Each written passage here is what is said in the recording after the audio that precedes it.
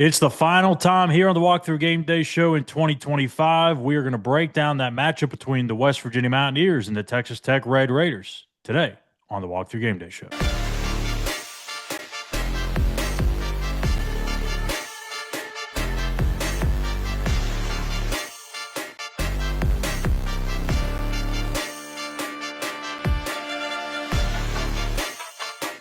Look at what happens when you're consistent, again, in all three phases of the game.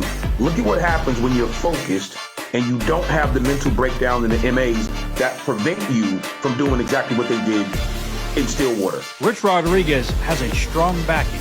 Ken Kendrick, Pat McAfee, Ike Morris, so on and so forth. There's a lot of people with deep pockets that are ready to help this football team win. Your lightning the bottle guy is your lightning your bottle guy. So sometimes you can't put him in that role because he's going to get beat up and nicked up throughout the course of the game, which does take away from his flashiness and his ability to make big plays.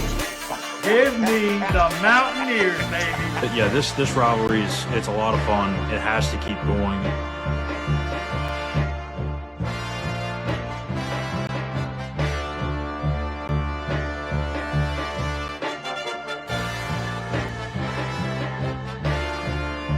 Let's go Mountaineers all day, every day. Let's go.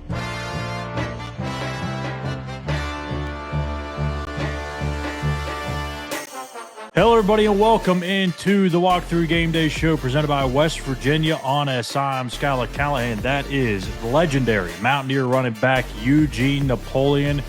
We are here for the final time this season. Yes, the boys didn't get it done a couple of weeks ago before the bye week.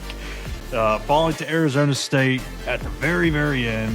But so, yes, this is going to be our last Walk Thru GameDay Show of the year. Obviously, we'll still have between the Eers episodes, post-game shows for basketball and all that good stuff. We're also going to be doing a National Signing Day show sometime in the late afternoon, early evening.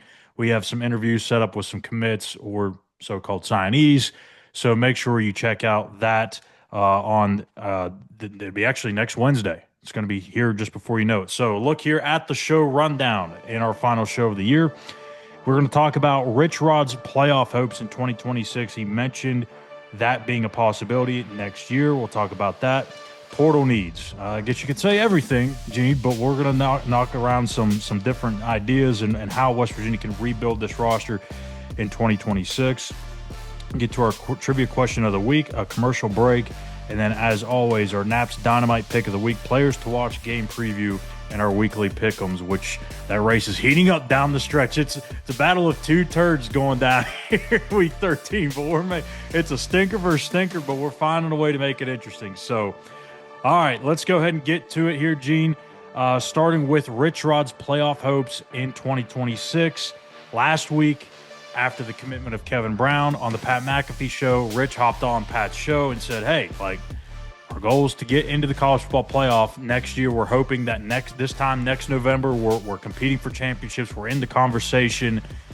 And while that all seems good, this team still has a lot to go in terms of building this thing up and becoming a true contender in this league. It's been done before, though. It's not crazy. It's not far-fetched. We've seen Arizona State do it last year in year two. We've seen Kansas State make a quick turn. We've seen Kansas make a quick turn. It has happened before, and it's happened outside of this league too. So, Gene, let's start with just that right there. How realistic do you think it is that West Virginia, say this time next year, can be in that conversation of, hey, you go on Google and you see all the Big 12 championship scenarios. West Virginia needs this to happen. They need to win and need these teams to lose. How likely is that to happen this time next year? I think it's very realistic.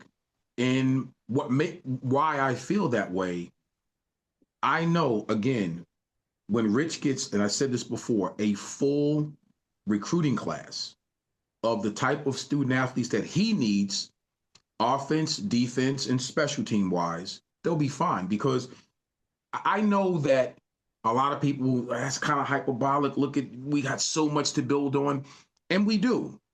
But systematically, he's going out and he's getting the right pieces for his system.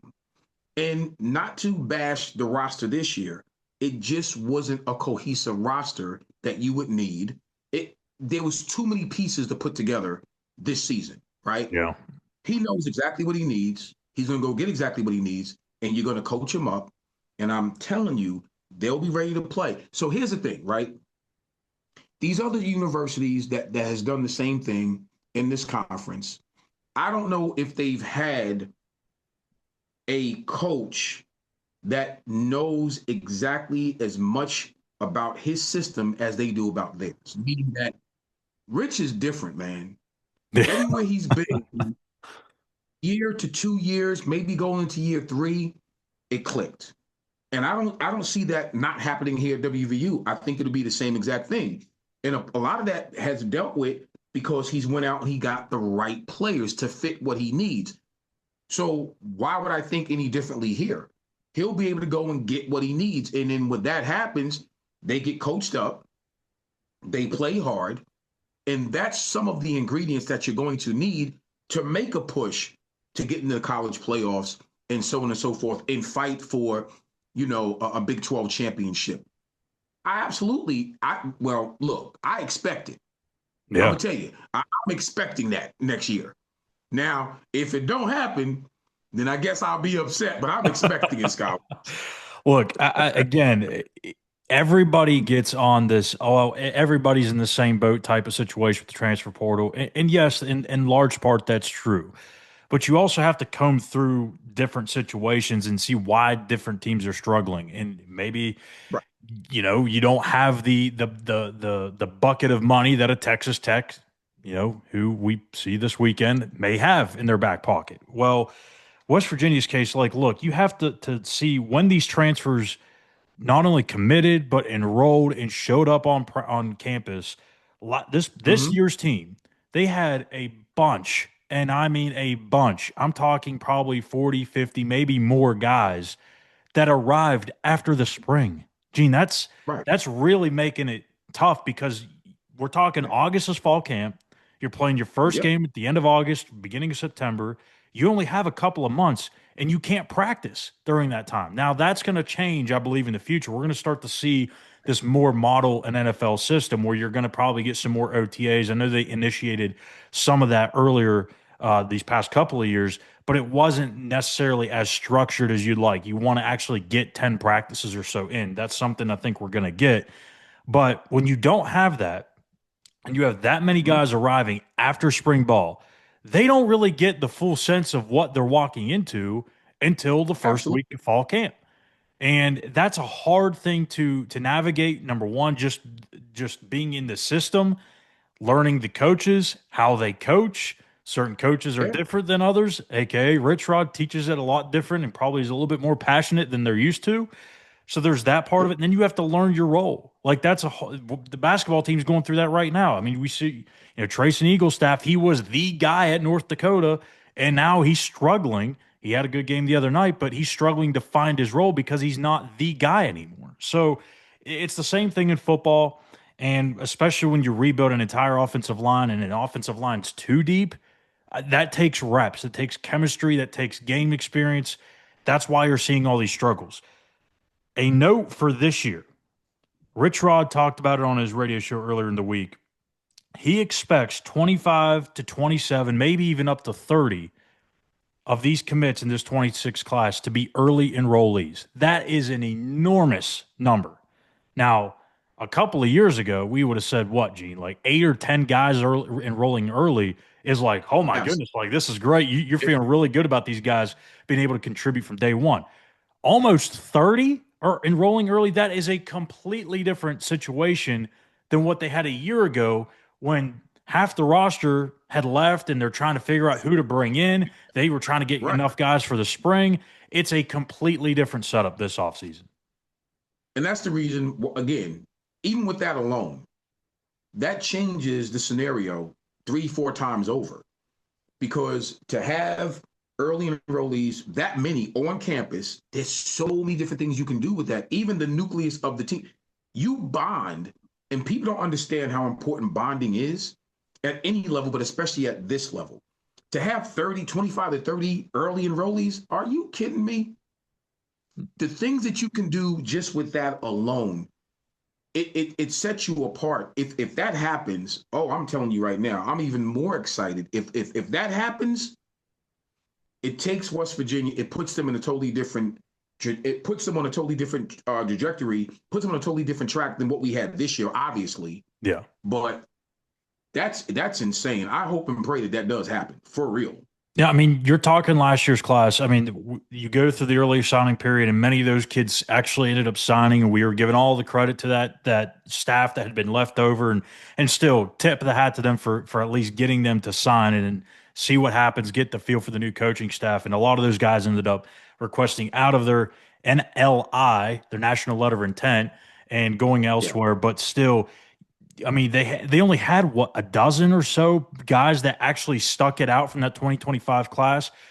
That's Yeah. period. That's not guys that enrolled early that have been major contributors, which haven't been very many. Now you're talking almost 30. 30 of these kids are going to be here within the next month and a half or so, and we'll have several months leading up to fall camp to understand what this is really going to be like and grasp what they're taking on. So I think that's huge. And look, again, I go back to 4 or 5 weeks ago, whatever that time frame was, of the UCF debacle, right? At that Yeah. moment, we were thinking, I mean, you and I had an on off the air conversation for probably 30, 40 minutes after that game. We're like, what are they going to do? Like, this is not going well. They don't have very many answers to build with in the future.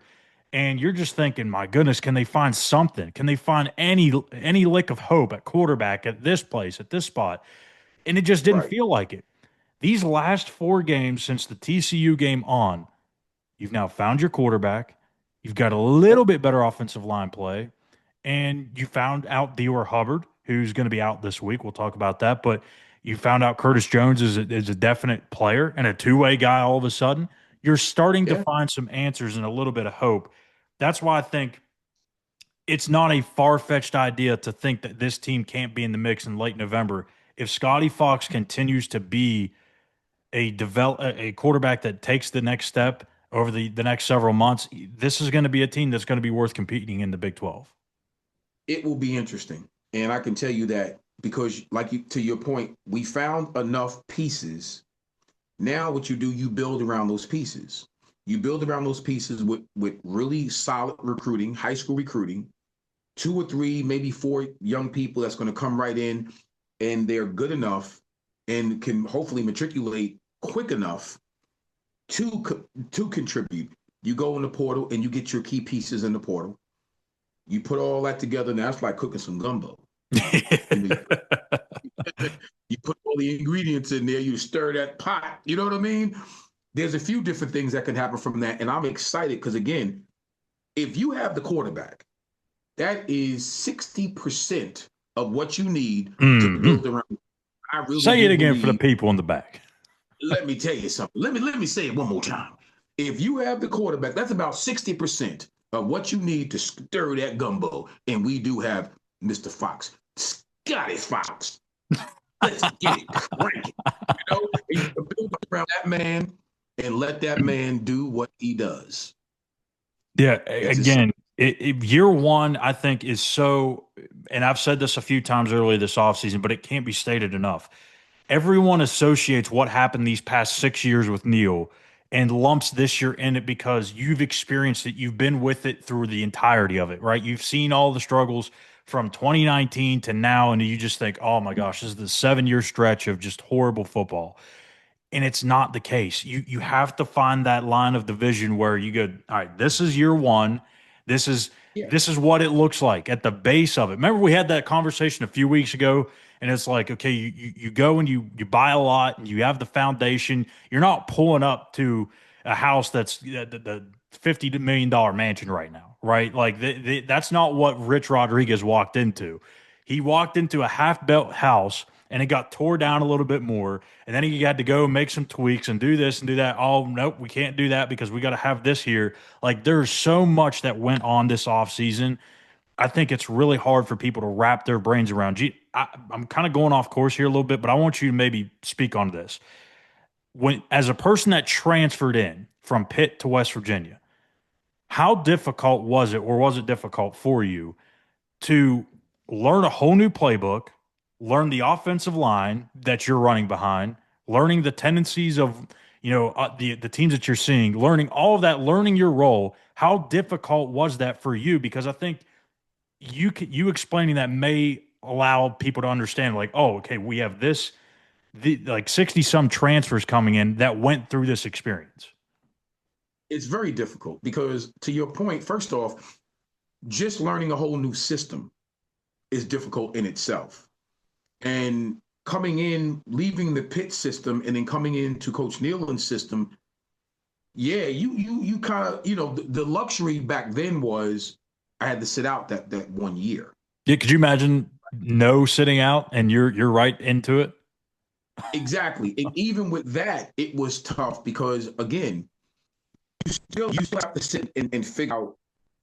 For me, being a slasher, my style of running, learning and really following and figuring out, what this lineman does compared to what this lineman does, staying on my running track, to hit certain holes or whatever. All that stuff, man, that's very difficult to do. And then being accepted in the locker room. Yeah. I don't think people really understand how difficult that is, especially coming from Pitt into West Virginia, right? So that part, thank God I walked into a situation to where it was open arms, man. It really was open arms. And I can't say it enough. That's what made West Virginia so different from me, because the teammates accepted me immediately. They accepted AB immediately. Now, the one piece that helped me, I was one of the top recruits coming out of high school in West Virginia, heavily recruited me. So it was almost like, well, this is the kid we really wanted. So he wanted to go into Pitt, but we knew him because we recruited him since he was a sophomore in high school. Yeah. It wasn't as though I was, completely foreign to him. Right. But the key is you still got to come in and you still got to maturate and get and kind of be cohesive in that system. That's very difficult. So imagine, to your point, if you got 60, 70 kids coming in and you're straight from the portal and you're automatically eligible, that's a lot going on in your head. It's a lot. So I don't think, fans really understand how difficult that is. It is not easy. It's just not easy. And then the fact that you don't have guys in the room that have been around this roster or been around this coaching staff, because it's a new staff, and you don't have guys that can. I mean, you had a handful like Fred Perry and so on and so forth, but you don't have guys all over the roster that know how to teach it to the other guys. That's the other thing too, and the expectations. Because I'm gonna tell you right now, Rich expects things to be ran a certain way. And he's very passionate about what he expects and what he wants. So if you haven't been around him or coached by him, you don't know what that is. That level of intensity and the consistency of that level of intensity, it may be very foreign to most players. Yeah. But once you get, and that's my point, once you get used to that and you understand what it's going to take to play for Rich offensively, defensively, special teams, once you get used to that, the hard edge theory, man, you come out the other side and, you become a diamond. Yeah. You become a diamond underneath all of that pressure. You understand? And that's how come I know for sure, if you stick it out, you'll be fine. And you'll be able to compete at a higher level more consistently than not. And that's why I'm saying, I'm going to say it now, next year will be far different than this year. Yeah, I 100% believe that. And wins and losses, I have no idea. We don't know what signing day is going to look like next week. We don't know what the transfer portal is going to do when you lose guys, bring in guys. I'm not in the business of predicting a record for next year, but right now or in a week from now. Like that's going to come later in the offseason. We do that plenty enough. But I think the one thing that you can guarantee is that this team will take a lot of steps in every phase of the game. They're going to be more competitive, and it's probably not going to take nearly as long for them to find their identity because injuries, of course. If you don't have the injury bug, decimating your quarterback room and your running back room. If that doesn't happen, then you're probably going to find your identity much sooner. You also have a year under the belt in this system for a lot of guys. So it's going to happen faster naturally. And look, I know we'll get into, the Texas Tech game later, but it's massive odds to beat Texas Tech this week. But I think the one thing Rich and this staff want to see is a continuation of what they've seen the last month, these past 4 games. Competitive football, you're giving it your all.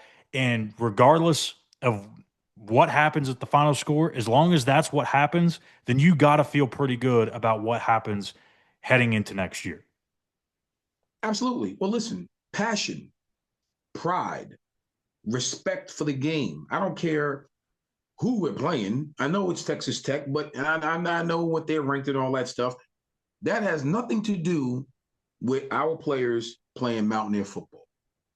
Yeah. Passion, love for the game, pride, respect for this state, respect for this fine university, those things. The fan base, you're playing for the fans, you're playing for your family, you're playing for the name on your back and on the front of your jersey. All that stuff goes into this week.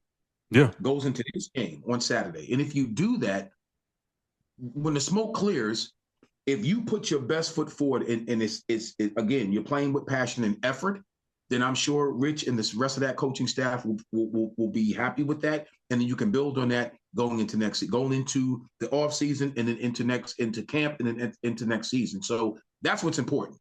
Yeah. And I'm sure he's preached that we're going to play fast, we're going to play hard, and we're going to play with passion.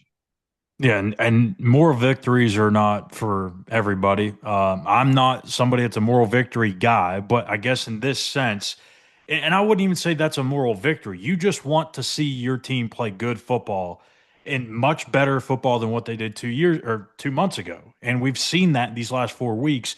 So we're not saying like, the staff should be fine if they lose and it's, only a 10-point loss. To me, I'm thinking, damn, like if you only lose to Texas Tech by 10, that means you're doing something pretty damn good because they've blown everybody out this year. They've beaten everybody by 22 or more points. And if you played that close of a game against them, yeah, it sucks you didn't win, but I mean, you're playing with the national championship contenders and you played that well. I think you're heading in the right direction. So let's go ahead and get to this next part before we get to a commercial break here. And that is the transfer portal needs. And we keep joking about this because you could literally say every single position, all 11 on the offensive, defensive side. You could maybe throw in a specialist or two. But I think there's obviously some areas where there's going to be there will need to be some more attention there than others. So let's go with the defense first because I think it's a little less sexy than the offense. But the defense, the number one spot for you that you think West Virginia has to go after in the transfer portal? I'm gonna say, listen, dude, I want an edge rusher. Mm-hmm. I want an edge rusher. I want a Bruce Irvin. Hey, a lot of people thought Jamori Robinson was going to be that. Didn't really happen, but they're out there. I'm gonna tell you why. If you got a nice edge rusher, that's going to help your secondary. You understand? That's going to help your secondary. If you remember what Bruce did for our corners and safeties, man, it was pick city because the quarterback was trying to get rid of that ball. He did not want to see number 11. He ain't want to deal with number 11. Yeah. So for me, and that's just me, it will start there up front. And then obviously from that point, then you from up front, you build backwards. Obviously, then I want cover corners. I want jokers that's gonna blanket you like you're snug in a rug. I want them type of jokers. You know what I mean? So yeah. That would be number 1 and 2 on my Christmas list if I'm going in the portal. Let me find those guys. I think you're right there. You hit the nail right on the head there with the edge rusher. I think that's huge. I like where they're at already, though, with Curtis Jones. Marshawn Oxley, I think, have shown some good things. But again, you can never have enough pass rushers, ever. You ask any head coach at any level, you ask a GM at the NFL, or I guess even the college level now that there's GMs in the college game, everybody will tell you cannot have enough pass rushers. I mean, they will take them in bundles if they could. And but for me, I'm gonna go with the cornerback spot because that group is. I mean, you have almost no choice but to hit Oh, the you have portal to. Yeah. hard there because you're losing Michael Coach, you're losing Jordan Scruggs, you're losing Jason Chambers, you're losing a bunch of guys in that room that have been productive. You're losing your depth pieces. So that group has to be turned over naturally. But I also think like you can't just go and bring in 10 guys just to bring in 10 guys. You have to be calculated with it. Guys that can make an impact. I think for the in large part, I think those guys have played well. Coates, Chambers, Scruggs, Yeah. like they're not big guys, so they're already at a disadvantage. But for their size, I think they've played well. They've held their own. Probably didn't have the help from the front seven as much as they'd like. So I Mhm. trust the staff will be able to find that on defense. But I think cornerback's going to be a very pivotal spot. You're going to see a bunch of offers, I think, going out to a lot of different corners, a lot of different safeties that can maybe play some corner. Just keep your eyes open because they're going to be heavily after corners this offseason. You just said something that is very important. So here's my thing when you're talking about corners and DBs in general. Give me the twitchy guy. Mm-hmm. Give me the twitchy guy because I need that. And give me the guy that can play the combo guy. Give me that guy. Yeah. Give me the combo guy that can play. Flip his Matter hip. of fact, I want a guy that's big enough and rangy enough that if I can move him to free, I need to do that. But I could also move him, to corner if need be. And then give me, and it's hard to find these guys, give me a Fred Perry Mm. that I can screw That's him going to be the down. hardest thing to replace right there.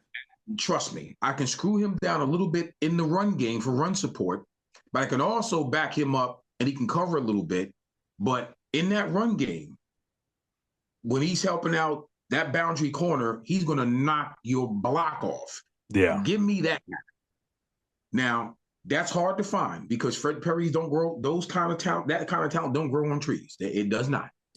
So, to your point, I don't want to go out and just sign a guy just to be signing a guy. I'm looking for a specific guy. Yeah. And that takes its nuances into that. You have to know what you see, you have to know what you're looking at, all these things. So I know for sure, again, I want a guy with balance. I want a guy that understands what he's looking at in terms of from a corner position. Eyes, your eyes control everything. If you are a great corner, your eyes control everything. So it's hard. But I think West Virginia can do that. I can find those guys, and if they do, you coach them up, and before you know it, we're having a totally different discussion right around this time next year than what we are having right now, and that's what I'm hoping for.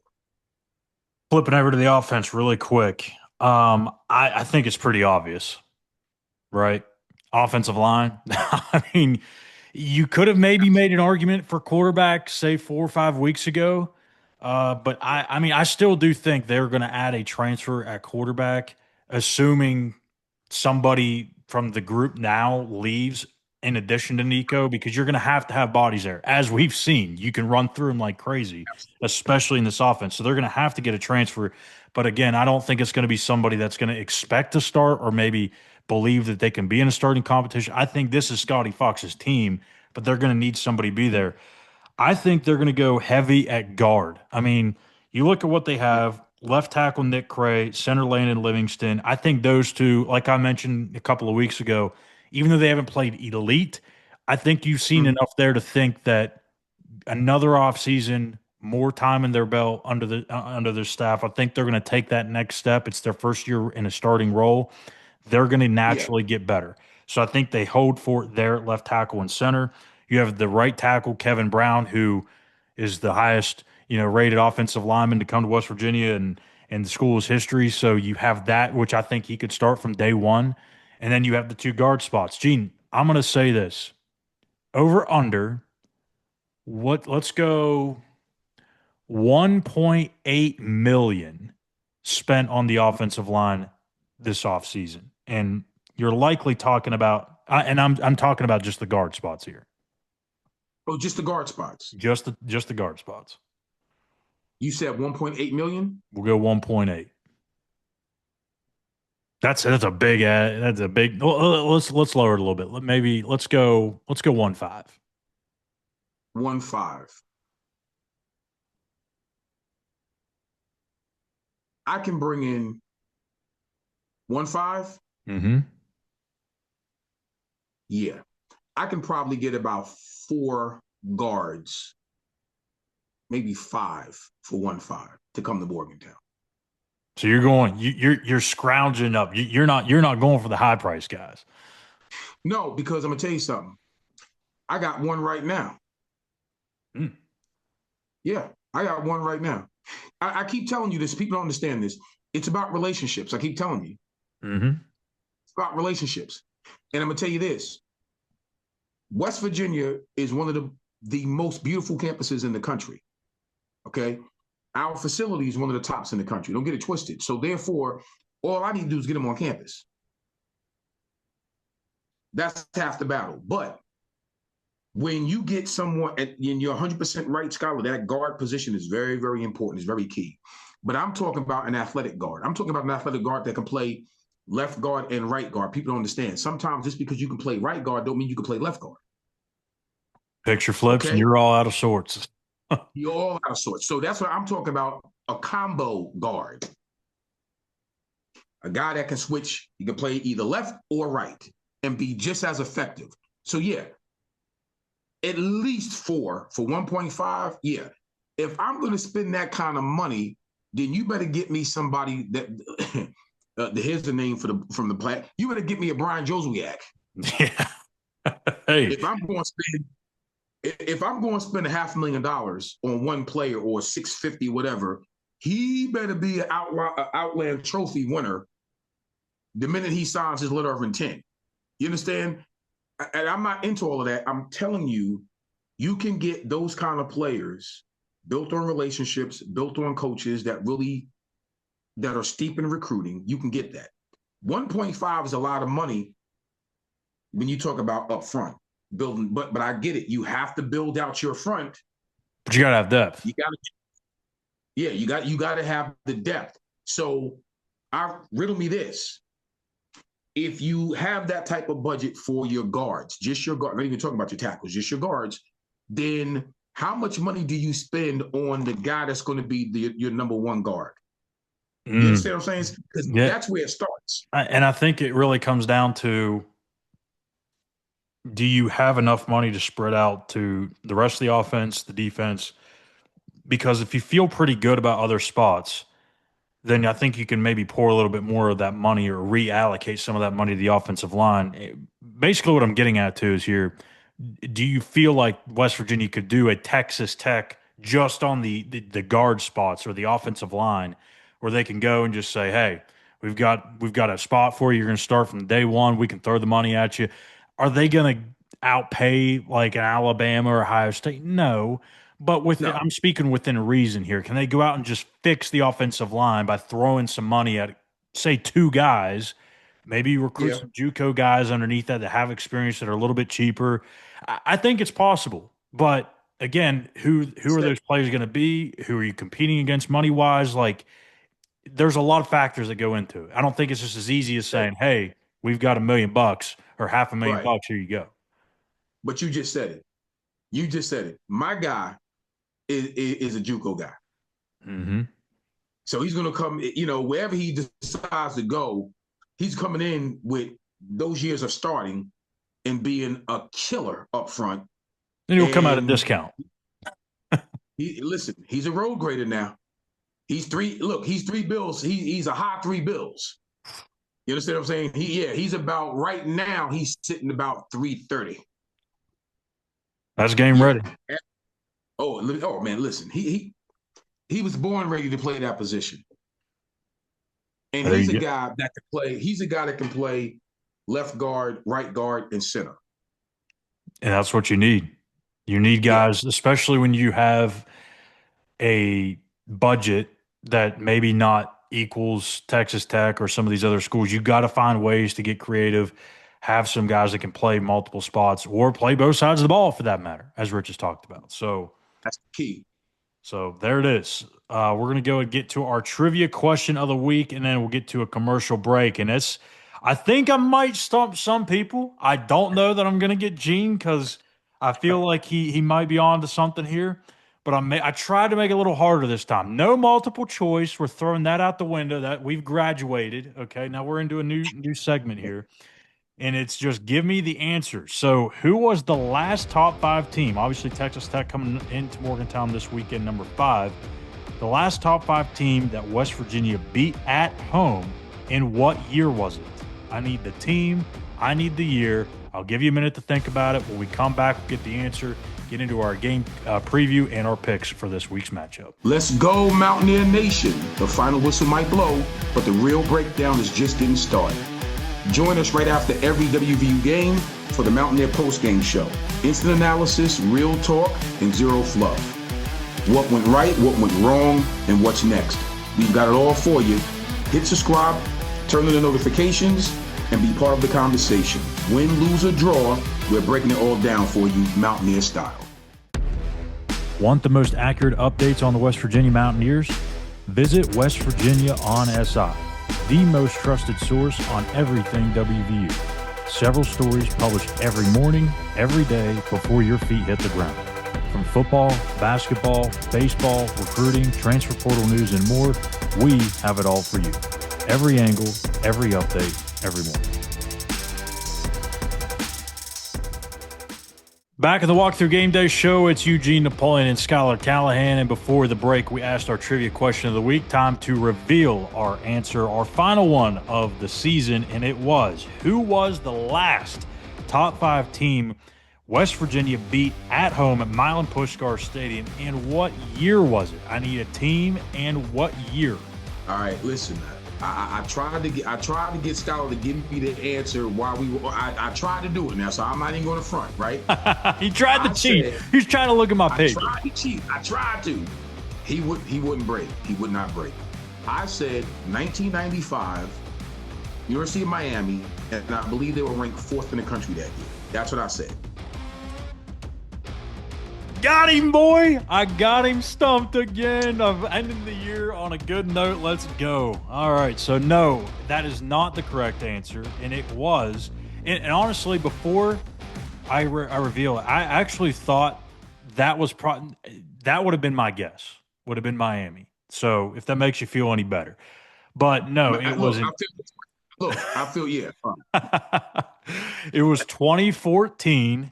Clint Trickett and the boys going at 41-27 over 4th-ranked Baylor. Remember Kevin White with the day that he put on Xavier Howard, all the DPIs. Yes. Kevin White, 8 catches for 132 yards, 2 touchdowns. Clint Trickett throws for 322 and 3 touchdowns. Mountaineers improved to 5-2. Gene, that was one of 3 top 10 opponents that the Mountaineers played that year. Can you guess the other 2? Maybe this will be a bonus. Can you guess the other 2 top 10 opponents they played that year? What year was that? 2014. 2014. One's a non-conference and the other's in the league.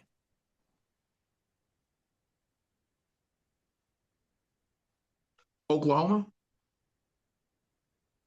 Nope.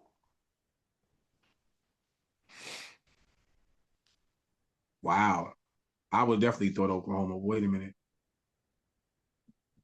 No, wouldn't have been Oklahoma State. No, you got me. You got me. Who? I got you again. Actually, no, you're correct. There was 3 other big. So they played 4 top 10 teams. Good God. I was completely wrong. So it was 4 top 10 teams. Okay. One of them was Oklahoma. The other 2 I had in my mind were Alabama in the season opener in Atlanta, and then TCU, who was number 7 when College Game Day was here last. So was here. That's right. Okay. 4 top 10 teams. That's insane. What a schedule that was. So yeah. Wow. All right. So a lot of finals here today. Of course, it's kind of sad, but it's all right. It's the final Napoleon Dynamite. In year 1, this is the first ever year we've done this. So Last one, Gene. Who you got your player to watch for the Mountaineers this weekend? I got the entire West Virginia secondary. Hey, I like not the spotlight on just one guy. We've kind of been going in different directions here. I need the entire secondary to play well because in order to have a fighting chance to a man, they have to play well. And I believe that they're up for the task. I really do. I think they're going to prove some things to whoever thought anything otherwise of what they can do and what their capabilities are. I believe they'll play well as a unit, but I really need that secondary to come together and play well. There's something to be said about, let's say, going out the right way. And seniors, you want to send them off the right way. And more importantly, you want to make sure that you do send a message. I think the secondary can do it, and I'm looking forward to them having a big day just to surprise a few people. I'm looking forward to them to play cohesive in that secondary. They're sure as hell going to need it. This is an explosive offense that the Tech Red Raiders have. But here's some of the other players to watch for this matchup for West Virginia. I'm going to go with Scotty Fox. I haven't gone with the quarterback much this year, but I think, again, to harp on the point of continuing to play good football, it's a statement opportunity for him. It's not that he has to go out there and throw for 350 and 4 tuds, but go out there, play a clean game, give yourself a chance, give your team a chance to win this game. And if you do that, I think that makes everybody understand whose team this truly is in 2026. You don't want to put it in doubt. Scotty, go have yourself a clean day and give yourself or give your team a chance. And then for Texas Tech, I'm going to go with the running back, Cameron Dickey, 13 touchdowns, 944 yards. Gene, it feels like every time I turn Texas Tech on this year, he's running into the end zone with a touchdown. I mean, it just feels like I've watched all 13 of them. And then defensively, I'm going to go with the guy who I believe should be the Heisman this year, and that is the linebacker Jacob Rodriguez, 97 tackles, 7 forced fumbles, and 4 interceptions. And he also has a rushing touchdown to his line 2 weeks ago against UCF and struck the Heisman pose. Gene, there is very, very few players. Look, I get it's a quarterback-driven award, but, man, Jacob Rodriguez, he is 100% worthy of that conversation. He's different. You know, I like watching him play because he just jumps off the freaking screen when you watch him play. He is so athletic, and his football IQ is insane. So, yeah, I agree with you. He's special, man. He really is. He's a great player. And usually we start with the opposing team's offense, but because of Rodriguez, I think it makes sense to just go and segue with the Texas Tech defense here in West Virginia's offense. So let's do that. A couple of notes that I had. I went back and watched the Arizona State game, which is their only loss this season. Now, keep in mind, Baron Morton did not play that game. That was Will Hammond, but he still played well. And then I also watched their most recent game against UCF, who's probably a lot bit more of a similar team to West Virginia in that setup. But look, their defensive front, probably one of the best in the country. I mean, that front seven is no joke. They spent a ton of money on it. Romello Height, David Bailey, Jacob Rodriguez. I think David Bailey's probably a top 5 pick. I mean, he may be a number 1 overall pick. I don't know, depending on the team. He can truly get after you. Romello Height, as I mentioned, Jacob Rodriguez, they are just constantly living in the backfield, and the numbers support it. Gene, they have generated 182 pressures this season, 33 sacks. That's just living back there. They're paying mortgage in the backfield of opposing teams. They're not paying rent. They're paying mortgage back there constantly. And I noticed in the UCF game, and even against Arizona State with Sam Leavitt, they just had so much traffic at the quarterback's feet that the quarterbacks just never felt comfortable. And the only time they felt comfortable is when they were on the move or there was a play action attached to it and it sold the defense in on a run play or something. But if it's a straight back, drop back, it's dangerous territory for the quarterback. So to me, I think to start for West Virginia's offense, I think the key is to get Scotty Fox on the move. And we've seen that in other games this season where Rich has kind of noticed, hey, that's when he's really on his game, is when you get him on the move. yes, it complicates things because when you do get on the move, you automatically shut down one half of the field. But sometimes for a freshman quarterback, maybe shutting half that field off is a good thing because you don't want him thinking way too much and going through his reads 18 times. Just see what the defense is presenting. You have two or three options. If it's not there, tuck it and go. What do you think about that? No, I agree. Well, first off, you would rather you move your quarterback off his spot versus a defensive lineman or a Forcing linebacker. Yeah. With him off his spot. So no, I agree 100% with that. And also, if and I know it's going to be difficult to establish a run game because I do know our guy is out. I believe he's out this game. Yeah. That's going to be difficult. But it would be really nice if there were ever a time for a running game, it would be this, because now play action becomes so very crucial and important in a game like this with that, flexible, front 4 to 5 that they do have. They're so athletic up front and they can flex and do so many different things. It creates havoc for your offense. So you have to get Scotty on the move. And I also think you got to get the ball out quick. You cannot play around this week with the football. You have to get it out quick. Quick hitters, I think, and allow your receivers and your backs in the passing game to make somebody miss. And you're going to have to do that. This is not the week where you sit back there and play patty cake with the football. It is not. Not with this offense, not with this defensive line, and not with those athletic linebackers that they have. No. Yeah, you got to get it out quick. And I've noticed too, again, Arizona State more specifically, probably because they're more designed or more constructed to do so. But you can take some shots on this defense. You just can't underthrow it, obviously. But if you can take some shots, I think you have a chance. And we've seen Scotty can throw a nice deep ball. If he's given enough time up front, something special can happen. But absolutely, as you mentioned with the run game, this is like bad on elite, right? Or really bad on elite, because the West Virginia run game has had struggles all year finding consistency. We heard from Rich Rod earlier in the week that Dior Hubbard is going to miss this game, so his season is now over. So the running back room continues to thin out. So now you're talking Sincere Bowers, you're talking Curtis Jones. We don't know the status of Clay Ash at the time of this recording, or Tyler Jacklich. Heck, Gene, they may end up having to get Andre Devine into the mix. I don't think that's going to be the case, but that just shows you how watered down this group has become with all the injuries.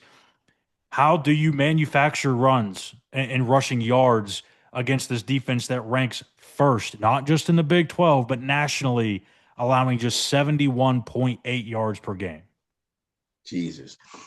You have to be, look, you have to be almost Houdini. Very creative. You need Jesus, is what you need. You got to be very creative with what you do. And again, your offensive line has to come to play. So it's one of them things where not only do you need to be creative because you're already limited, in the running back room due to injury, unfortunately, but I'm gonna tell you, not to get, if it wasn't the game plan, not to give it away, but screens will be their friend this week. It's an extension. The different variations of screens, and hopefully get your playmakers again in space, where you can get the ball out quick, because I don't know how much of a running game we're going to have. So tunnel screen, bubble screen, look, bathroom screen. We're going to have to manufacture something to really keep that defense at bay. And then, to your point, I really do believe that Scotty Fox, every now and again, I like to say, throw your receiver open with the deep ball. You can't underthrow it, so throw them open. I would say almost overthrow it and let your receivers run underneath it. But that starts with kind of keeping them at bay with somewhat of a running game that we're going to have to manufacture some way, somehow. It's going to be interesting to see how Rich and the offensive, coaching staff manufactures that. It's going to see how creative they become with this particular, offense, with this defense. I'm looking forward to seeing how they manufacture a run game. Yeah, because it's going to be needed. I'm going to tell you right now, I don't think we could expect Scotty to drop back 45 times. That was going to be my next question. So we understand Rich's, tendencies and his willing to run the football. And at times it's almost like it's so much of his identity that it probably drives him nuts when he can't get the run game going, but yet he'll still try to stick with it because that's what this offense is designed to do. Is there a Right. certain part in this game though where if it's middle to late in the second quarter and the run game is just not there at all? Do you think Rich will continue to still find ways to run the football, or do you think it'll go back to kind of what happened against TCU and he realized, shit, we can't run the ball. We're just gonna have Scotty throw it 30 sometimes, and that's just gonna how it's gonna be. Do you think that could be what plays out in the second half of this game? It'll be tough if it does because Texas Tech is not TCU. Yeah. That So defense is not TCU's either. up front, Oh, it would cause so many problems, and you don't want to get this kid beat up.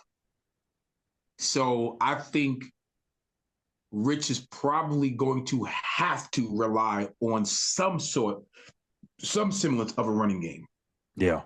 Now it's funny because there's certain things that you can do to create that, even from the slot receivers position. There's certain, Sweeps. reverse and touch passes that you can do. Rich is creative enough. Trust me, he's creative enough to come up with a game plan that's going to probably be a little bit more surprising than even what we're talking about, because I'm sure he knows already you're going to have to do that. I seriously doubt Scotty Fox is going to throw the ball 40 times. Yeah. I seriously. Now, Eh, look, he might be in that mid 30. but he ain't gonna get into the 40s. I It's don't been think a he'll get. long time. I can't remember. Somebody had told me the number or what year it was that he had a quarterback throw for 40 attempts. It may have been when he was at Arizona, but it's been a long time that he's had a quarterback throw it that many times.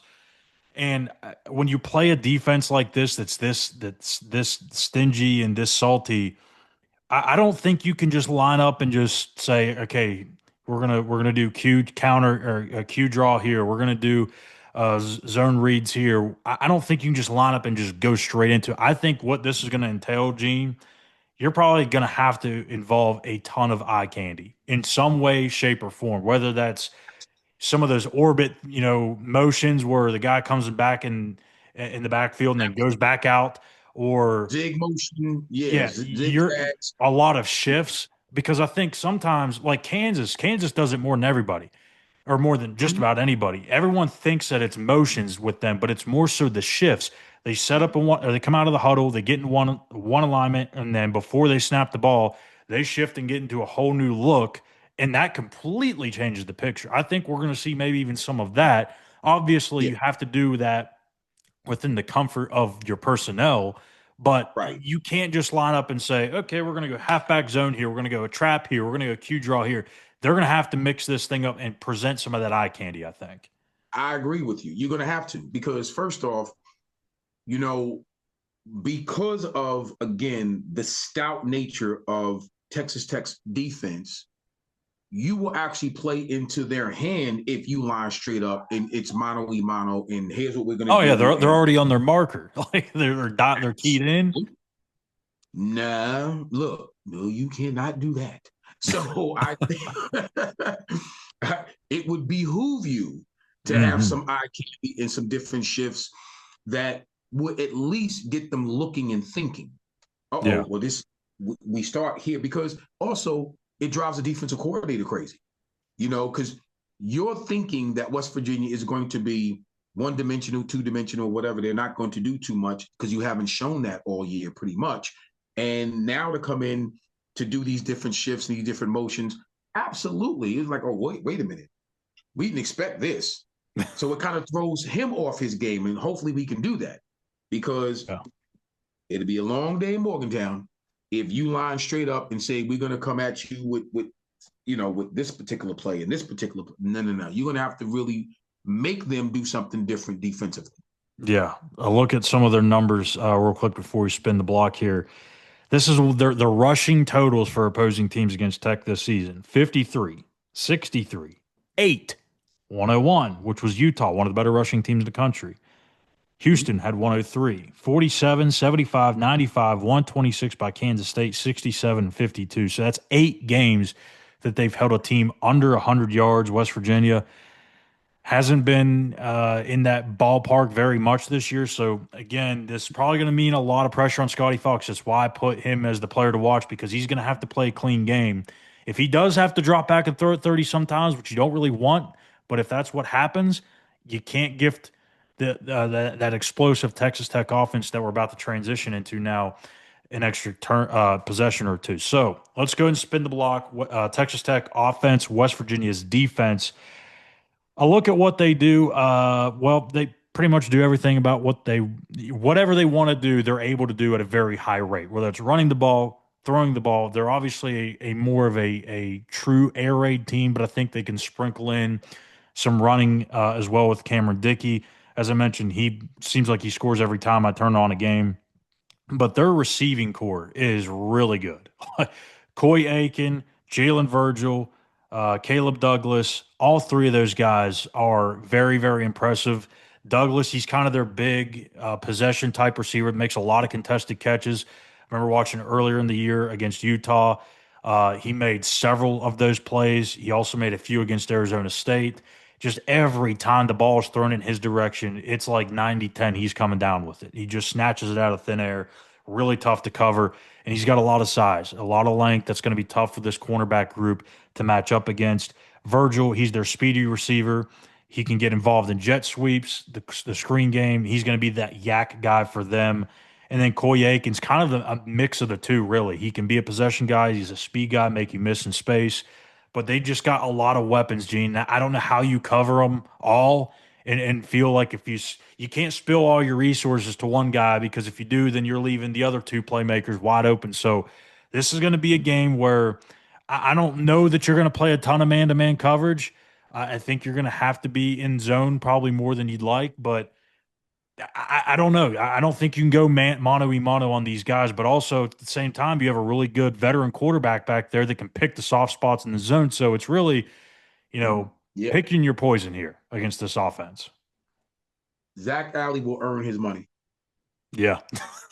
Yeah. It's tough, but again, I'm going to take my hat off to Zach Alley and that defensive staff. I'm going to take my hat off to this defensive unit. These are the games that you love to play in, to be honest with you, but nobody gives you a chance and everybody's thinking, well, their offense is so high-powered. It kind of reminds me of a certain Fiesta Bowl when and what was the graphic? 85% of the country did not even think West Virginia would score, or whatever the ridiculous thing that was. And we saw how that turned out now, didn't we? Mm-hmm. Yeah. You can go ahead. I'm going to look up the percentage right now while you do that. So I think I'm not bailing out on West Virginia on our defense and what this staff can do collectively. I'm actually looking forward to it, and I'm actually thinking that our defense is going to show up. I really, there's something about these type of games where you really want to get out there, improve. Yeah, they're good. Yeah, Tech is good. But you're forgetting something. You're coming to Morgantown. Our defense, they're aggressive. So I don't think this is going to be one of them games where we don't play well defensively, because I think that Zach Alley and that defensive staff and our defensive unit is looking forward to playing against this type of offense. That's what I'm thinking. I don't think it's going to be as crazy as people think it is. I just don't. I think our defense is going to give their offense some issues. They're not going to just be able to roll their helmets on the field and do whatever they want. I don't think that at all. And if they think that, I think they got another thing coming. Yeah. I mean, I'm looking at it now, ESPN, and this is not the fans, but this is their matchup predictor. 91.5% chance, or yeah, 91.5% chance that Texas Tech beats West Virginia. But you know what that means, Gene? You're Hmm? telling me there's a chance, right? And sometimes that's all you need. And look, That's crazier what things have happened in Morgantown, right? I wrote an article about it earlier in the week, and I kind of half jokingly said halfway through the article, I'm like, yeah, it's kind of crazy to think that a four-win team could take down a true national championship contender in the last week of the season in Morgantown, right? Oh, yeah. That happened before. So it can happen. And if you go back to that game 18 years ago, West Virginia was what, 27, 28 point favorites in that game? Texas Tech is 22 point favorites here. So it's not like it's completely impossible. I understand that type of result doesn't happen you every year. It doesn't happen every 5 years, but it's possible, right? And sometimes it's all you need. If you're West Virginia, you're looking at this and saying, "Damn, like this is it. There is no bowl game, there is no conference championship, there is no college football playoff. This is their bowl game."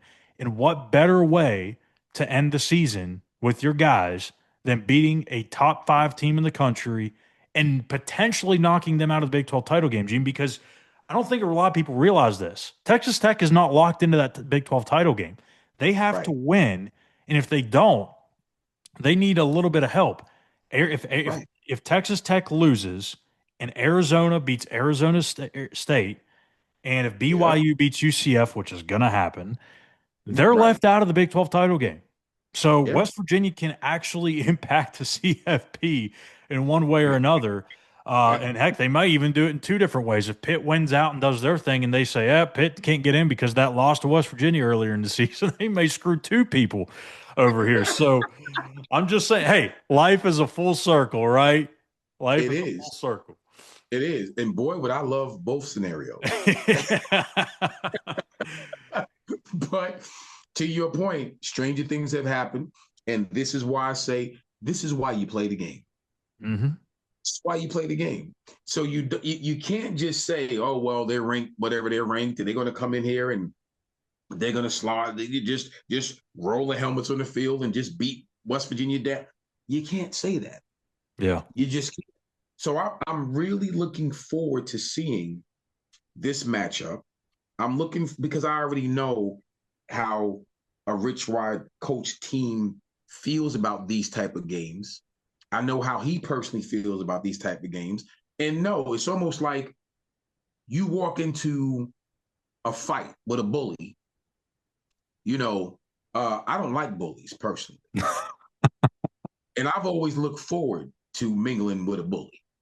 You know, when I was younger, always. You know what I mean? Never shied away from a bully, right? And at this particular point, Texas Tech is the bully. They're coming into town, and they got so much stuff going for them. In West Virginia, a four-win team don't really have that much going for them, and people tend to think that this is going to be just another, a Tech wipeout, whatever. Boy, would I love it! Woo, Talk for about West Virginia, momentum going into year two. Holy moly, man. me, oh, I would love it. So I want that defense to play lights out. I want the offense to play steady. Just play steady, play your game.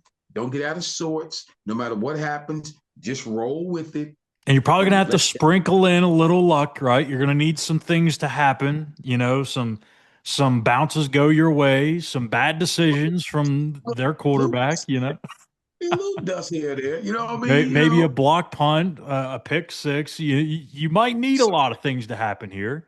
it's all right. But look, you're telling me that the possibility is there, and that's all I need. A Yeah. hope and a dream. That's all I need.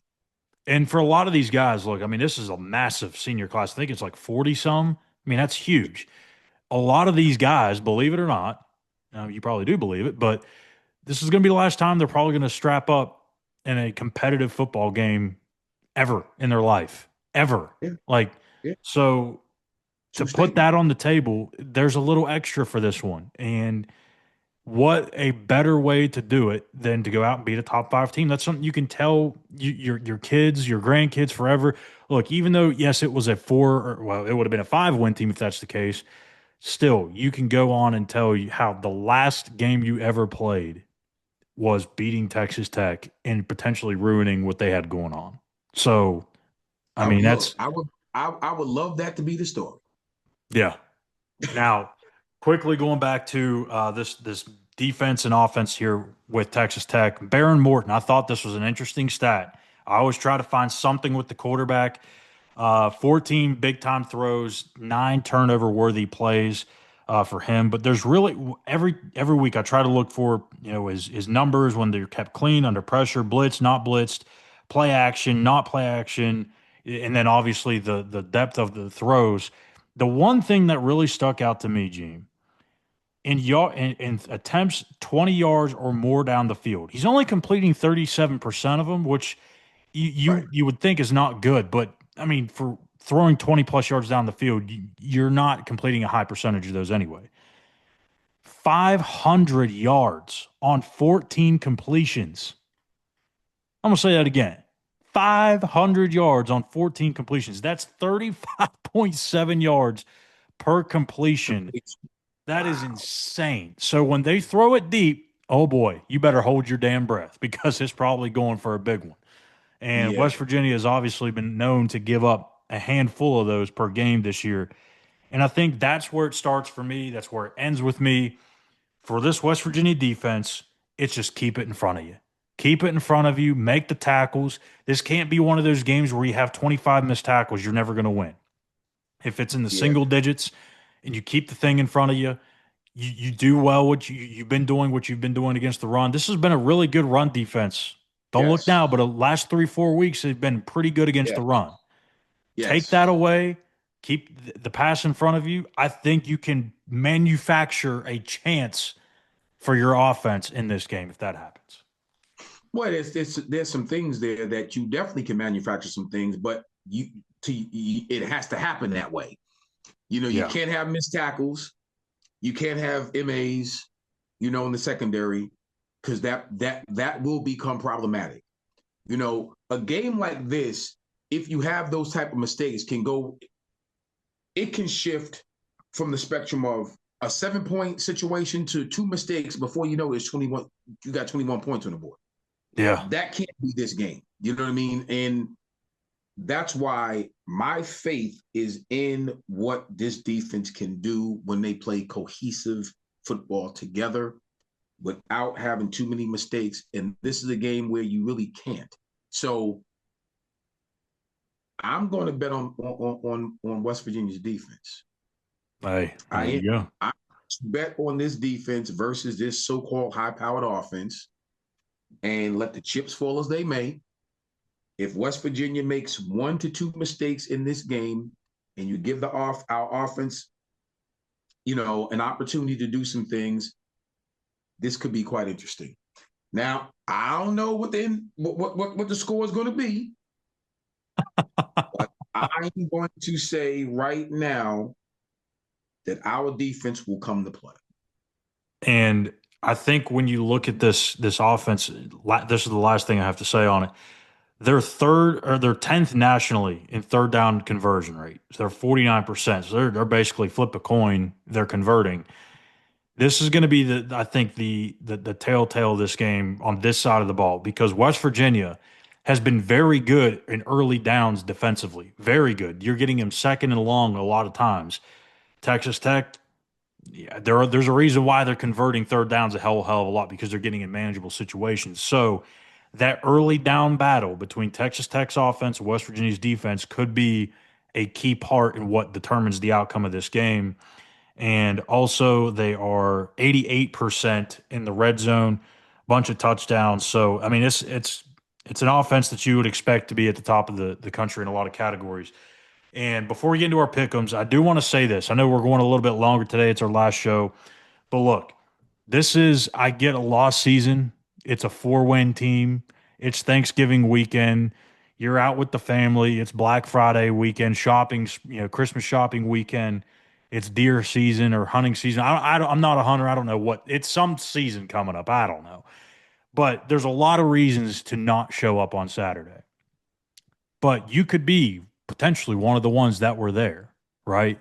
And making a difference because every single person in that building or in that stadium will make a difference potentially. And also, the other piece of this, Rich talked about it 2 weeks ago.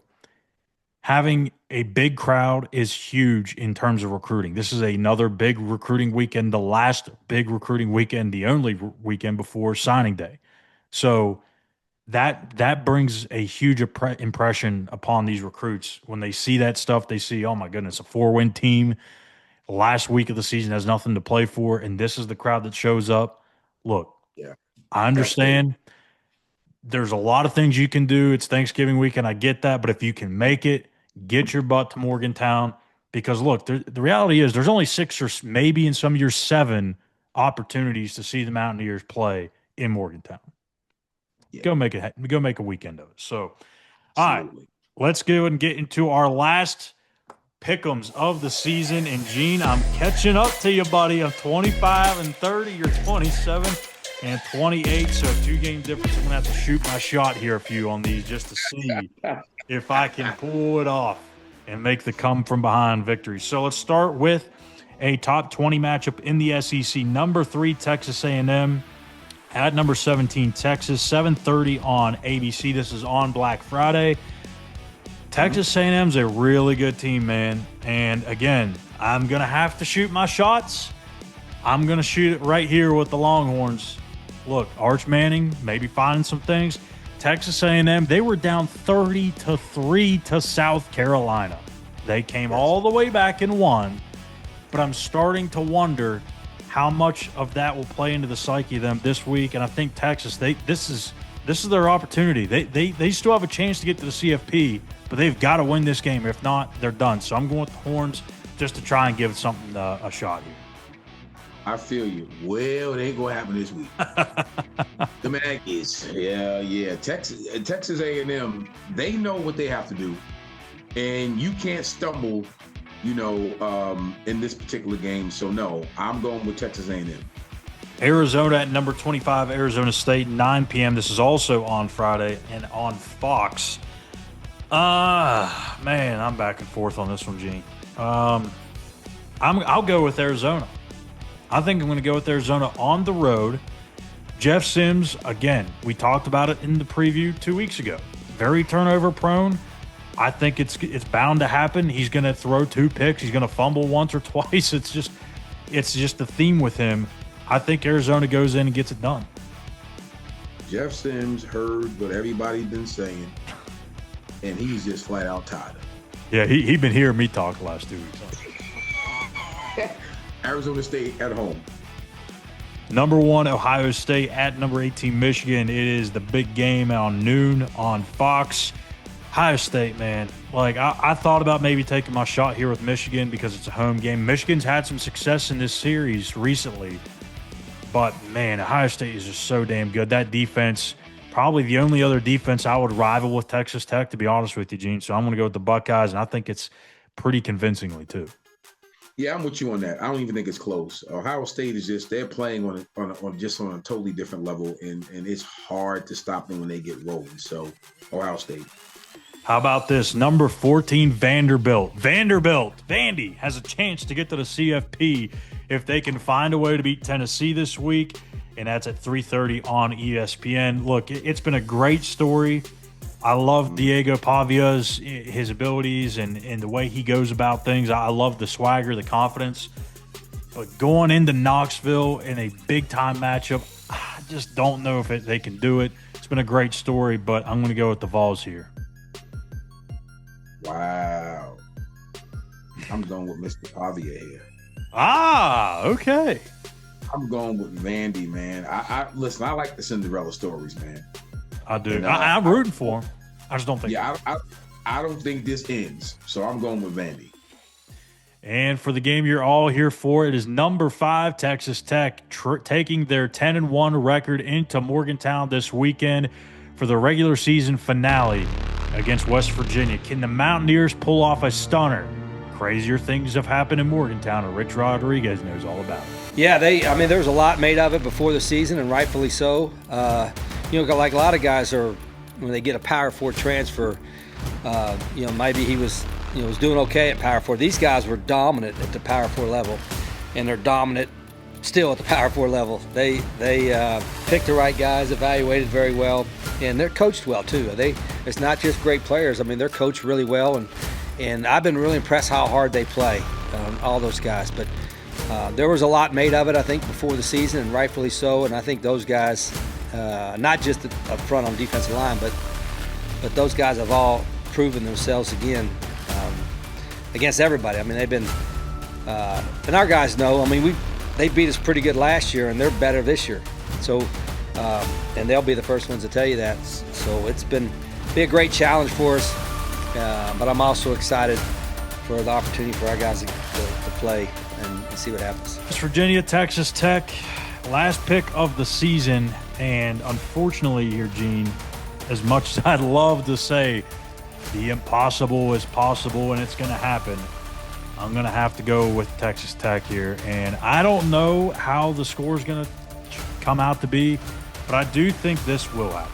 I do think we're going to see another competitive game for the most part. Now, Texas Tech may run away with it in the fourth quarter and win by 3 scores, but I think for the majority of the game, you're going to see a West Virginia team that's going to play hard, they're going to play fast, play physical, and play up to that standard that Rich wants. And they understand this is their last opportunity to play. So I think you'll see a good fight. I just don't know if it's going to reflect on the scoreboard. I'm going to go Texas Tech, and if you want my score prediction, it'll be up on the site later today. Well. This is the last pick for this particular season, and opening the door, maybe? You said all you said. You said everything that I was thinking. But you know what, Schuyler? This is why you play the game. I can't, and I won't. You won't what? I will not go against my Mountaineers. Oh. In this game. So I'm going to circle this. Hold on.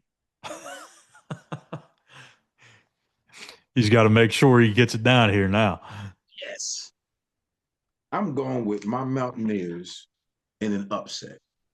I said it. I am not going against West Virginia this last freaking game. I love Let's go, Richard. Let's go, Zach Alley. Let's go defense. Let's go offense. Let's do what we got to do. Let's go, Scotty. Let's throw this thing all over the daggone lot. I'm going with my Mountaineers. When they hear this, they're going to say, is Eugene Napoleon crazy? Is he crazy? Hey, they may not think you're crazy if it happens, though. There's a chance. I'm going with my Mountaineers. According to ESPN, an 8% chance the Mountaineers have. And Gene says, give me 92% more. It's going to be the Mountaineers. I don't care what he is talking about. I mean, to be honest, you got a point there. So that's how we're going to put a bow on this show for years. I believe 7, 8, 9, 10. I don't know. I've lost count. I'm getting too old at this point. But, hey, it has been a lot of fun to bring this show to you guys every single week. I can't thank you guys enough for liking these videos, subscribing. That's my weekly thing here. So I'm going to go ahead and say now, make sure you give us a like and subscribe here on the channel at West Virginia on SI. We greatly appreciate it. Could not do this show without you guys showing up every week, even in a long season where it's been a lot of hard football to watch, to be honest. Can't thank Gene enough, obviously, for taking the time out of his schedule to be a part of this as well. It's been a lot of fun. We're building something special here. We want you guys to be a part of it, and we want to continue to do this for many, many years. So let us know your thoughts in the comments section. Make your picks, and let us know what some things you may want to see in the future of the Walk Thru GameDay Show. What kind of segments, what kind of conversations do you want to see? This is your show, not our show. We're just here to do it. We want to hear what you want to hear. So let's see what that looks like. So for Eugene Napoleon and Schuyler Callihan for the last time on the Walk Thru GameDay Show, this season. We'll talk to you on Saturday in the Mountaineer Postgame Show. Take care.